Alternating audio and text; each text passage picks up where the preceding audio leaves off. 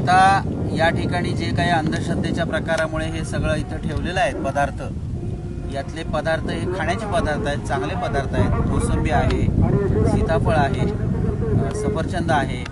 तर त्यातलं एक संत्री आता आमचा कार्यकर्ता तसं तुम्हाला खाऊन दाखवेल. त्याच्यामुळे काही वाईट परिणाम होणार नाही हे याच्यातून आम्हाला सिद्ध करायचं आहे. कुणाच्याही भावना दुखावण्याचा याच्यामध्ये हेतू नाही. आता हे नारळसुद्धा आपण फोडले तर याच्यामध्ये चांगलं खोबरं निघू शकतं आणि ते खोबरं आपण वापरू शकतो.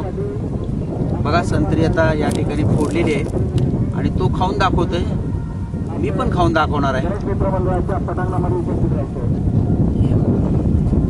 त्याच्यामुळे हे असे अन्न वाया घालवणं अतिशय चुकीचं आहे.